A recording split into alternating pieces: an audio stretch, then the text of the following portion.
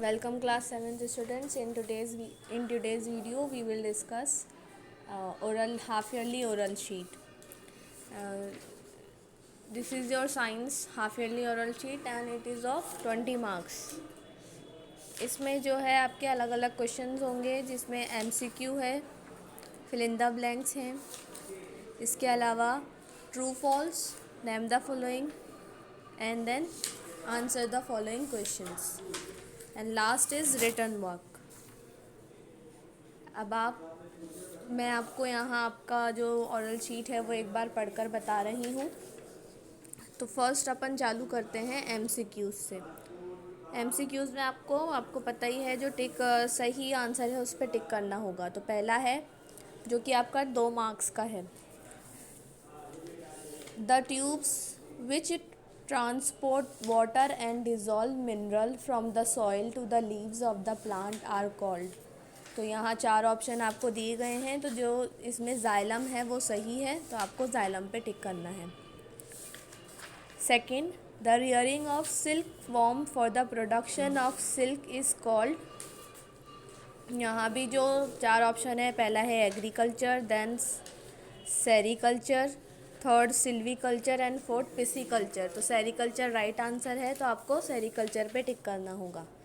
Third, the acid produce naturally in our stomach. यहाँ भी 4 option है, पहला है acetic acid, then citric acid, third hydrochloric acid and fourth sulphuric acid. तो यहाँ हाइड्रोक्लोरिक एसिड सही आंसर है, अपन उस पर टिक करेंगे. Fourth, one of the following is not a type of soil. ये 4 आपको सॉइल के ऑप्शन दे रखे हैं, तो इसमें जो सॉइल का टाइप नहीं है उस पर टिक करेंगे अपन.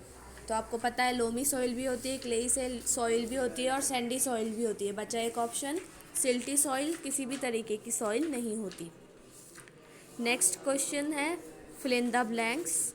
ये भी आपका 2 मार्क्स का होगा. पहला है the alimentary canal together with the associated gland constitute the dash system. तो यहाँ आपको डाइजेस्टिव फिल करना होगा. Second, the chemical name of baking soda is. Baking soda का केमिकल नेम आपको यहाँ लिखना होगा, जो कि होता है sodium hydrogen carbonate. Third, the use of dash bags should be banned to avoid soil pollution. तो इसमें आएगा polythene. Last, forest is a purifier of dash and dash. तो जो फॉरेस्ट होते हैं वो एयर और वाटर दोनों के ही प्यूरीफायर होते हैं. तो अपन को ब्लैंक में एयर और वाटर लिखना होगा. थर्ड क्वेश्चन आपका ट्रू फॉल्स का होगा, जो कि आपका 2 मार्क्स का है. यहाँ आपको ट्रू या फॉल्स लिखना है. पहला है a plant having red leaves can not do photosynthesis. तो यहाँ आपको फॉल्स लिखना होगा. Second, the gall bladder stores bile temporarily. इसमें आप ट्रू लिखेंगे. Next, nitric acid turns red litmus blue. यहाँ फॉल्स होगा. लास्ट, फोर्थ, इसका souring of milk is a chemical change. तो ये आपको ट्रू लिखना है. Next, name the following. Name the following में पहला है नेम द फॉलोइंग आपका 4 मार्क्स का होगा और इसमें आपके क्वेश्चंस हैं. Name any 2 scavengers. आपको 2 स्कैवेंजर्स के नाम देने हैं, तो आप कोई भी 2 लिख सकते हैं. यहाँ क्रोज और हाइना मैंने लिखा है.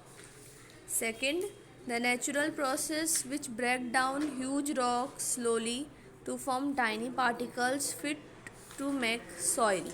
तो उस प्रोसेस को अपन वेदरिंग कहते हैं. ऐसा प्रोसेस जिससे पत्थर टूट टूट कर मिट्टी बनती है. Third, the most common silk moth. तो मोस्ट कॉमन सिल्क मोथ होता है मलबरी सिल्क मोथ, उसको अपन कहते हैं. तो आंसर है mulberry silk moth. Next, full form of ORS. ORS की फुल फॉर्म आपको देनी है, जो कि होगी ओरल रिहाइड्रेशन सॉल्यूशन. आपका अगला क्वेश्चन है आंसर द फॉलोइंग क्वेश्चन, जो कि आपका 5 मार्क्स का होगा.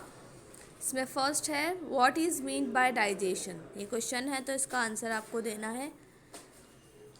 इसका आंसर होगा it is a process in which the food is broken down into small water soluble substances which can be absorbed by our body. Digestion means dissolving of solid food. तो आप इसको इस तरीके से लर्न करें। Second question, what is meant by reeling the silk. इसका answer है the process of taking out silk fibres from the cocoons for use as silk is called railing.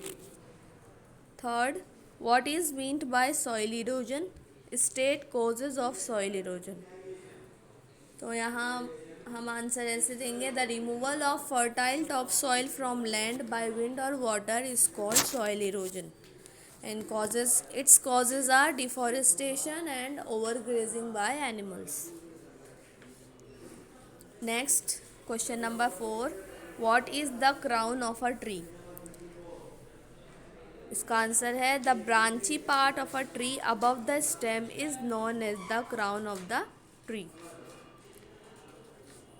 Answer question number 5, what is the importance of forest for us, other animals and the environment।